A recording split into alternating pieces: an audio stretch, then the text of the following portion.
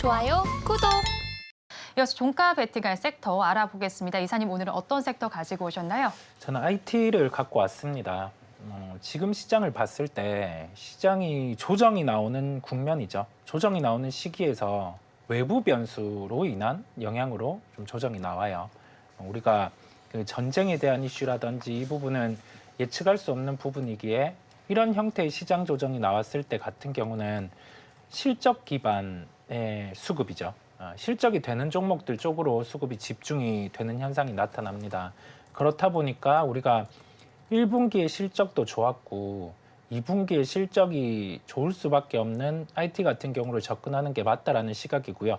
이게 좋다라는 표현을 했을 때 반대편에 지금 시청하고 계신 분들은 그런 의문이 드실 수 있을 것 같아요. 그래, 좋은 거는 알겠는데 어느 정도의 성장이 나오느냐라고 비교를 했을 때 우리가 과거에 낸드와 디램 같은 경우가 좋지 않은 시기에서 업황이 턴어라운드가 나타났을 때 그때 삼성전자, SK 하이닉스 같은 경우에 밸류 상당 기준으로 이 부분을 대입해보면 아직 상승할 수 있는 여력들이 삼성전자 기준으로는 한 10%, SK 하이닉스 기준으로는 한 20% 정도 이상이 남아 있습니다.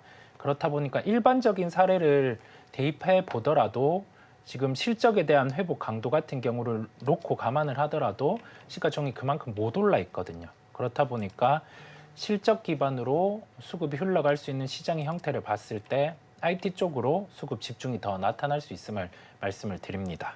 네, IT 쪽으로 실적과 관련 수급이 집중된다라고 전해주신 만큼 이 안에서 종목을 가지고 오신 건데 어떤 종목에 조금 더 집중을 해볼까요? 네, 종목은 KC텍을 말씀드리려고 합니다. 우리가 오늘은 그 낸드와 관련된 종목들도 강하고 뭐 전공정 관련된 종목들 같은 경우도 좀 시세들이 차별화되고 있는데 KC텍 같은 경우는 우리가 세정의 공정이죠. 만약에 그 웨이퍼를 만들고 나서 여기에 대해서 그 공정을 포토 공정 통해서 새기고 그리고 나서 연마를 시키고 이제 불순물 같은 경우를 제거할 때 뭐 습식 부분, 건식 부분 이런 게 존재를 하는데 건식 세정 중에서 우리가 액체 고체 같은 경우를 활용을 하는 그 중간 단계 물질을 초임계라고 합니다. 초임계 세정 장비 같은 경우를 개발을 추진을 했고요. 이게 일본의 도쿄일렉트론 같은 경우가 개발을 한 상황이에요. 근데 우리나라 기업 같은 경우는 개발을 못 했었는데 이와 관련해서 국산화 같은 경우의 가능성이 존재를 합니다. 가장 좋은 건 도쿄일렉트론 같은 경우로 접근을 하는 걸 텐데 상대적으로 이 부분에 대한 신사업 진행 가능성을 놓고 뭐 올해 예상되는 영업이익 500억을 대입을 해보더라도 주가 부담은 크게 없습니다. 그렇다 보니까 KC텍을 말씀을 드렸고 목표가는 1차로 47,000원을 제시를 해드리고요. 손절가는 35,000원을 말씀을 드립니다. 종가 베팅할 종목 KC텍을 가지고 오셨습니다. 목표 주가는 47,000원이고요. 손절 라인 35,000원 제시해 주셨습니다. 이어서 PB님께서 가지고 오신 종가 베팅 섹터 알아보겠습니다. 어떤 섹터인가요? 네, 저는 작게 보면 구리고요. 넓게 보면 사실상 원자재라고 생각하시면 좋을 것 같습니다. 오늘 시장이 안 좋은데 또 올라가는 게 몇몇 구리 관련된 기업들입니다.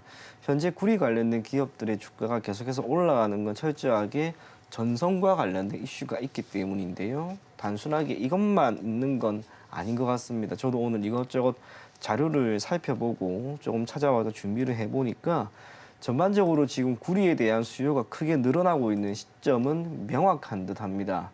그도 그럴 것이 전선에 대한 수요가 늘어나고요. 경제 상황이 지금 조금씩 회복이 되고 있다 보니까 각각 지역에서 공장에 대한 새로운 건립, 설립 이를 위한 움직임을 보이고 있습니다.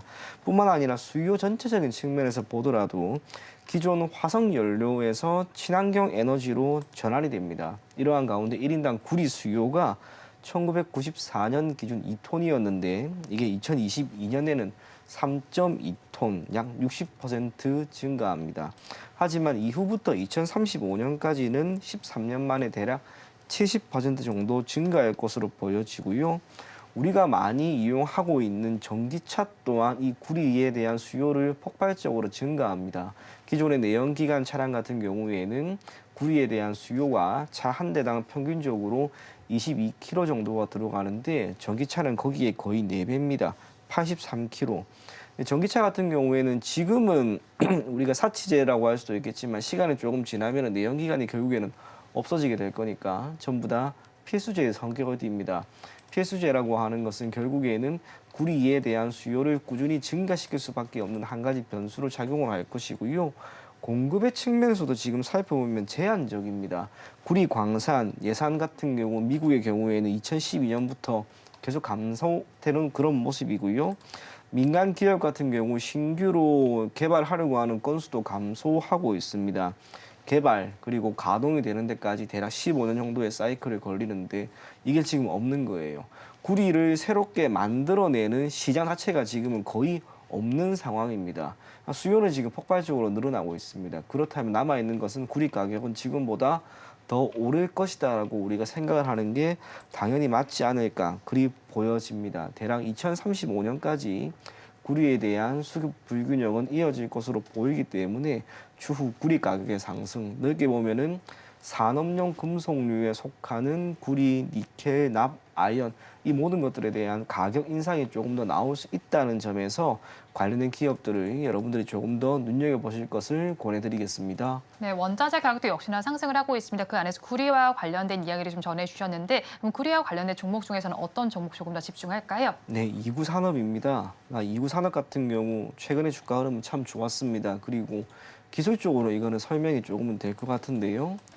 그러니까 이구 산업 같은 경우에 연봉을 한번 보게 되면은 올해가 우선은 매우 크게 장대 양봉이 나오고 있습니다. 고점은 지난해였습니다. 이거 일봉을 보게 되면은 지난해 8월 3일에 7,440원이었는데요. 1차적으로 구리에 대한 수요가 폭발적으로 늘어나고 있고 전선에 대한 수요 또한 늘어나고 있습니다. 좋은 이슈와 테마를 지금 가지고 있는 상황에서 주가가 가파르게 올라가고 거래량까지 실립니다. 남아있는 건 지금 하나밖에 없는 거예요. 지난해 8월 3일에 기록한 7,440원. 신고가가 나온다는 것은 시장이 좋은 상황에서는 얼마든지 있을 수 있는 그런 모습입니다. 그리고 지금 해당 종목에 속한 테마 또한 강합니다. 지금 이구 산업은 제 개인적으로는 결국 신고가를 경신하기 위한 과정에 있다고 보입니다. 그것도 단기간에 나오지 않을까 그렇게 생각을 합니다. 그래서 오늘 장 초반 거의 7,000원 수준까지 갔다가 약간의 밀리는 모습이 나왔지만 시세가 이대로 끝날 것 같지는 않습니다. 그래서 이구 산업을 여러분들이 한번 매수해 보시고요. 목표 가격은 우선 8월 3일에 기록한 7,440원보다 약간 더 높은 7,500원입니다. 이후로 더 높은 주가 상승이 나올 수도 있겠으나 적어도 제가 느꼈을 때 최근에 신고가를 경신하는 많은 기업들이 신고가를 기록한 당일 주가가 많이 밀리는 모습이었습니다. 그래서 신고가는 약간 위에 있는 7,500원이고요.